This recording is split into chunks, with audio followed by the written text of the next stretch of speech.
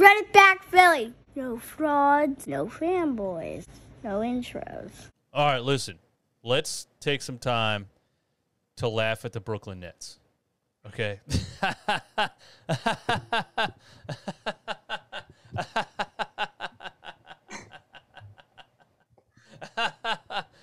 Now let's take some time to laugh at ESPN, Max Kellerman, and everybody else. Okay, for those that don't know, there's people that have been in the chat this whole stream saying, talk about this, talk about this, talk about this. The Shams just put out a tweet and an article on theathletic.com that you have to pay to read. So, again, like Shams to me is becoming a little bit clickbaity. But I still think he has the best sources in the NBA outside of Wojnarowski, and he's usually never wrong. So he puts out a tweet that says Kyrie Irving and the Nets are at impasse. Impasse? Is this the word? What is this word? Am I stupid? Is it IMPASTE? SSE. Impasse? Impasse. Impasse? Anyway. All right, impasse in conversations about his future in Brooklyn. Okay, fancy way to say they don't know. They haven't come to an agreement. They may not be speaking right now at all. Knowing Kyrie Irving, he hasn't said anything to anybody in the NBA since the season ended or before the season ended. Who knows if he was even in the country. Clearing the way for seven-time All-Star to consider the open market, Lakers and Knicks are expected to emerge among potential suitors. Impasse, Irv Barkley, thank you for that. So this is funny to me because I was right from the jump. When they signed, I thought this sounded like the worst idea ever when they did this. Kyrie Irving, James Harden, and Kevin Durant. Three generally known to be selfish players, all on the same team, who have had issues with other players on other teams, who have had issues with other franchises. I was like, this is never going to work. Yes, hypothetically, yes. Looking at the skill set, it sounds amazing. This is done. This is over from the time it jumped. You have to admit, did you see it? I was never scared of it quickly. Not this quickly, no. That's what's so crazy. This shit broke down so fast. I had a video where I was using the clip of Kevin Durant arguing with Draymond Green, and I was like, I actually said it's going to take 3 weeks for them to argue on the sidelines. I knew it was. There's no way this is going to work, man. Personality has a lot to do with things, and you just can't smash three guys together like this. So it took 2 seasons. They've played a total of 9 games together. It was a total fail. The Sixers, the Nets ended up giving up 7 first-round picks basically for Ben Simmons, Seth Curry, and Andre Drummond. And now Kyrie Irving is up in the air. And what does that mean for Kevin Durant? Because this guy wants to win some more championships before he's done playing, and this is an absolute disaster for the Brooklyn Nets, and they've been an absolute disaster for a long time. I know my guy, Philly, the podcast, was on Twitter today arguing with some people saying, James Harden's the biggest quitter in the NBA. And then, Greg, I think you were going back to him saying Ben Simmons is the biggest quitter, or somebody else was on the thread. I don't remember who. It was early in the morning. But either way, the Nets have been an embarrassment for a long time, and they just keep making terrible, terrible moves. And anytime we feel bad about the Sixers situation, just think about the Nets and everything they've done over the last 20 years. They're in deep stuff right now. And if Kevin Durant says, hey, guys, trade me, what happens then? The funniest part? I've seen 2 trade scenarios this morning. Both of them have Russell Westbrook in the trade. Oh. If the Nets, it wouldn't shock me that much, but if they were going to double down on their terrible moves, that would be another one. What's Kyrie's value at this point? He's a guy who legitimately could retire at any given second. He is the most polarizing personality in the entire NBA. The dude didn't get the vaccine, couldn't even play in the state of New York for the entire season, didn't seem to care. Doesn't seem to want to be there anymore. The whole thing, Ben Simmons, Brooklyn's not a place you want to go to. despite having the best scorer of all time, probably. I was looking at this trade offer right here. Charlotte Hornets receive Russell Westbrook and a 2027 first-round pick from the Lakers. The Brooklyn Nets receive Gordon Hayward and Terry Rozier, and the Lakers receive Kyrie Irving and Joe Harris. That's the best trade that I've seen for Brooklyn up to this point. I want to bring up this other trade that they had. It's going to be the Lakers receive Kyrie and Joe Harris, and the Nets receive Russell Westbrook and a 2027 first-round pick. Imagine the Nets trading 2 starters for Russell Westbrook. Well, we all know that Kevin Durant it would all come in full circle. Kevin Durant's the closest to player GM that I've seen since LeBron James is known as the player GM.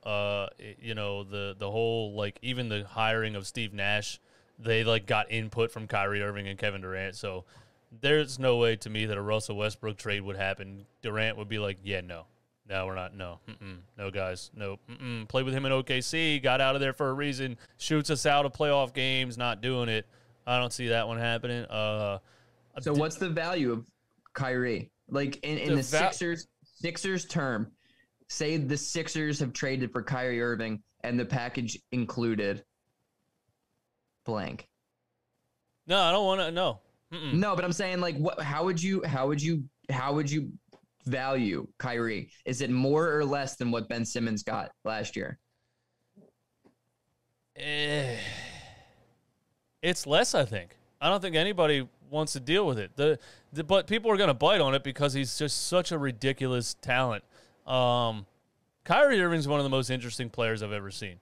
I actually think that Kyrie Irving believes, now whether people agree with him believing whatever he wants to believe, that's fine. I think he believes that he is a philanthropist who is making the world a better place. And maybe he is. Like, his website is full of all kinds of organizations that he runs. I think he's more interested in his ability to possibly change the world for the better, and he's just using the NBA money to do that. Which, hey, like, on a bigger scale, like, if you're taking hundreds of millions of dollars from $1 billion corporation and you think you're saving starving children, like, I can't even, like, hate that much, to be honest with you.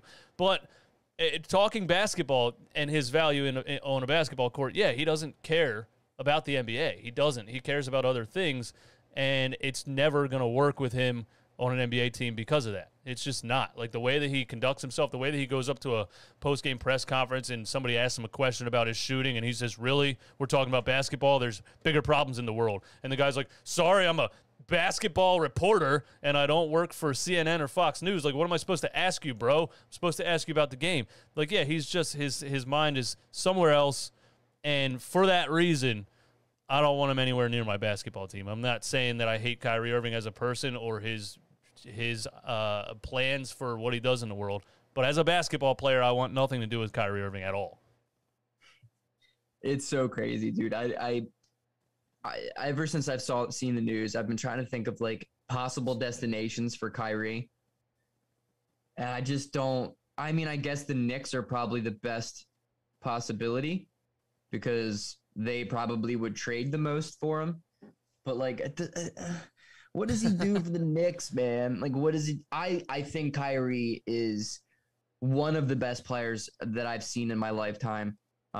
He is still incredible. He had a game on the last day of January last year against Chicago, I believe, where he had 10 for 10 from the field in the first half. Yep. Dude did not miss a shot. Shot the ball 10 times in the first half. He's still utterly ridiculous. One of the best shot creators of this time. Probably I would argue that he is the greatest ball handler in the history of the NBA. Yeah. Him and Curry, yeah. I think. But I just don't know what his persona does to that. Like, I just don't know where he goes. The Lakers and the Knicks who are rumored. The Lakers, the only way they get him is by trading Russell Westbrook, and that's immediately a loss for Brooklyn if they're willing to take that back. But it would be crazy. And a Westbrook trade would be crazy because it's a reunion in Los Angeles with Kyrie and LeBron. Yeah. But then it's a reunion in Brooklyn with Westbrook and Durant. Like, what year is this? What the hell is going on in this league? Also, speaking of the fact that Kyrie Irving could retire at any given second, if you came to him and said, hey, you're going to play with LeBron James, he would say, hey, I retire. I don't know. I think I disagree. I think Kyrie wants to go back to LeBron. Like, I think he's like, you know what? I was wrong. It's like the return of the prodigal son, dude. LeBron is the only guy that I've ever been able to see that can work with Kyrie and like fix Kyrie Irving. For sure. I agree with that, the way that they work as a team. But Kyrie Irving does not want to be under anybody figuratively. He does not want to be lesser than another player on the team. He absolutely hated the persona that LeBron James was the leader of the team and he was just number 2. He couldn't stand it. I remember one interview specifically where a reporter who hopefully was fired that same day asked him, what is it like having LeBron James as a father figure? And he looked at the reporter and he said, I have a father. It's Redrick Irving. And he just was so confused and put off by it. But I think part of his response told me just how annoyed he was at like how much everybody loved LeBron James and he was just a number 2 player. I don't think he's interested in playing with LeBron. Let alone interested in playing at all. He's off to the Knicks then. Which speaks to how great he is, because to be as good as he is, most players have to be 100% basketball nonstop, nothing else. Wake up, train, wake up, take care of your body, diet, train, diet, get your shots up. He doesn't care about the game at all, and last season had the most efficient 50-point game in NBA history and a 60-point game 2 games later. It's the most unbelievable thing. I'm the biggest Allen Iverson fan in the world, but Allen Iverson himself said, players, I was great. These players and Kyrie Irving takes it to the next level. You know that debate, is Kyrie Irving better than Iverson? And all the old heads were like, no. And Iverson himself was like, Kyrie Irving's way better than me. He took everything to the next level. I mean, yeah, but the Nets are screwed, and that's a fun topic for me. But it's interesting to see what's going to happen. They might have to do something before the draft. Who knows? Maybe. So I see 2 trade scenarios here. One, the Knicks receive Kyrie Irving. The Brooklyn Nets receive Emmanuel Quickley, Obi Toppin, Nerlens Noel, Derrick Rose, and the number 11th pick. That's a lot. That's a lot. Here's the other one. Would Knicks fans be happy though? Because Knicks fans are similar to Philly fans. They're hardcore fans who have lost for a long, long time, and they know a lot about the game. They don't want anything to do with Kyrie Irving, I don't think. I don't think they would want it either, which is crazy because the Knicks have been wanting a superstar for how long now? The other one is the Knicks receive Kyrie and Patty Mills. The Nets receive Julius Randle, Cam Reddish, Alec Burks, a 2023 first-round pick, and the number 42 pick. I would do that if I'm New York.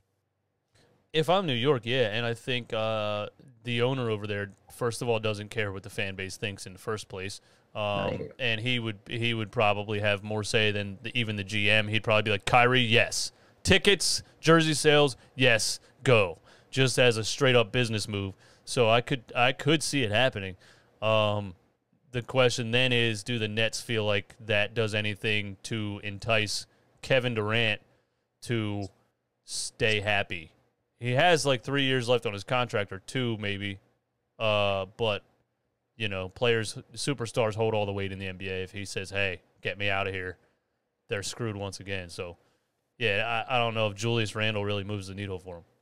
It's kind of wild that, like, when Kevin Durant signed his 3-year extension for like 4 years, I think it was in total, that's when they still had Harden, they still had Kyrie, and they were rolling. And then Harden's gone, Kyrie wants to be out now. Like, I wonder if Kevin Durant, knowing this would have happened, would have re-signed that deal. I would doubt it. I would highly doubt it, because it's just like they're what the hell is going on in Brooklyn, man? Was Ben Simmons going to come in and be that guy? And then imagine Ben Simmons and Julius Randle on the same court at the same time. Holy shit. That would be the ugliest basketball of all time.